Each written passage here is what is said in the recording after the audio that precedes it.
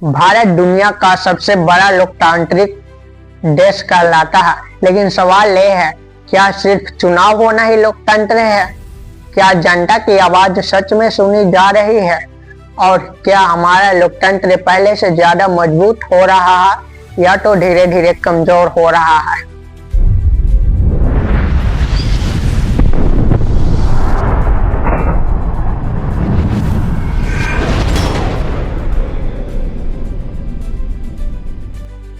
तो नमस्कार दोस्तों, आज हम इस वीडियो में बात करने वाले हैं भारत के लोकतंत्र की।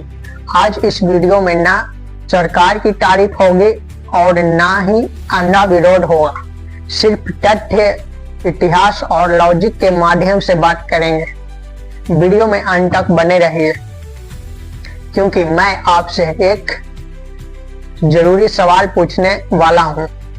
लोकतंत्र क्या है? सबसे पहले हम ये जानते हैं, लोकतंत्र का मतलब सिर्फ वोट डालना नहीं होता। अब्राहम लिंकन ने कहा था, democracy is government of the people by the people for the people. यानी जनता सरकार चुने, सरकार जनता की सुने और सरकार जनता के लिए काम करे। लोकतंत्र में 4 मजबूत स्तंभ पिलर होते हैं: विधायिका, कार्यपालिका, नगर पालिका और मीडिया। अगर इनमें से एक भी पिलर स्तंभ कमजोर हो जाए तो लोकतंत्र हिलने लगता है, डगमगाने लगता है। भारत का लोकतंत्र शुरुआत से अब तक 1947 में आजादी के बाद भारत में एक लोकतंत्र का रास्ता चुना। भारत ने लोकतंत्र का रास्ता चुना। जब दुनिया के कई देश तानाशाही बन रहे थे, तो भारत ने 1951 एंड 1952 में पहला आम चुनाव किया। अशिक्षा, गरीबी के बावजूद हर नागरिक को वोट देने का अधिकार होना चाहिए। यही भारत की सबसे बड़ी ताकत बनी। संविधान ने हमें बोलने की आजादी दिया है, समानता की आजादी दिया है, धर्म की स्वतंत्रता की आजादी दिया है, सरकार से सवाल पूछने का अधिकार भी दिया है संविधान ने। यानी लोकतंत्र सिस्टम नहीं, एक सोच थी। क्या आज भी संस्थाएं स्वतंत्र है? अब आते हैं असली सवाल पे। संसद, क्या संसद में आज भी खुली बहस होती है? क्या बिना चर्चा के बिल पास किया जा रहा है? जांच एजेंसियां क्या कर रही है? ईडी, सीबीआई, आईटी, क्या ये सब सिर्फ अपराधियों पर ही कार्रवाई कर सकती है या विपक्ष पर भी? न्यायपालिका, कोर्ट आज भी उम्मीद की किरण है, लेकिन केसों की देरी और चुनिंदा मामलों की तेज सुनवाई सवाल खड़े करती है। लोकतंत्र में संस्थाओं का डर नहीं, भरोसा होना चाहिए। मीडिया और लोकतंत्र, मीडिया को लोकतंत्र का चौथा स्तंभ कहा जाता है, यानी कि चौथा पिलर कहा जाता है 4 पिलर में से। लेकिन आज सवाल उठता है, क्या मीडिया सत्ता से सवाल पूछ रही है या टीआरपी और एजेंडा चला रही है? सिर्फ जब बेरोजगारी कम दिखाई जाए, महंगाई पर बहस ना हो और हर मुद्दे को धर्म या भावनाओं से जोड़ा जाए, तो सवाल कमजोर होता है, तो लोकतंत्र कमजोर होता है। आज सोशल मीडिया भी लोकतंत्र को बना भी रहा है और बिगाड़ भी रहा है।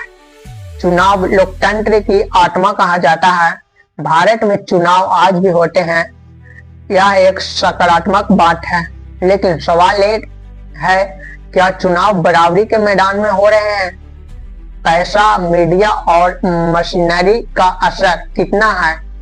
लोकतंत्र में चुनाव जितना जरूरी है, लेकिन उससे भी ज्यादा जरूरी है चुनाव के बाद जवाबदेही।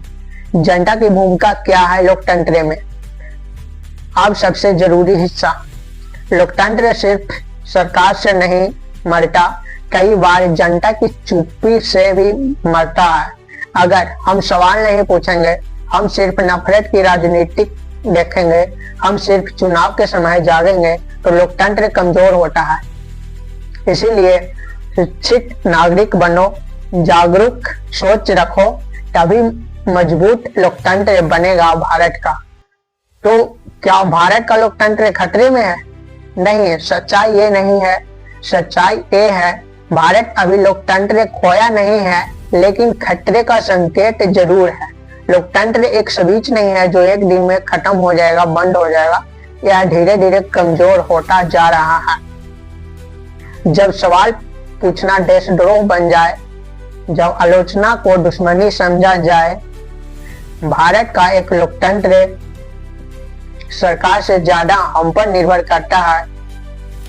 अगर हम सच और झूठ में फर्क करना सीखें, नेताओं को भावना नहीं नौकर माने और संविधान को सबसे ऊपर रखें, न कोई भी लोकतंत्र को खत्म कर सकता। अब सवाल आपसे पूछ रहा हूं जो मैंने वीडियो को स्टार्ट में बोला था, क्या आप सिर्फ वोटर बनकर रहना चाहते हैं या एक जागरूक नागरिक बनना चाहते हैं? कमेंट में अपना राय जरूर लिखिएगा और वीडियो पसंद आए तो शेयर करें, क्योंकि लोकतंत्र बचाने की शुरुआत जागरूकता से ही होती है।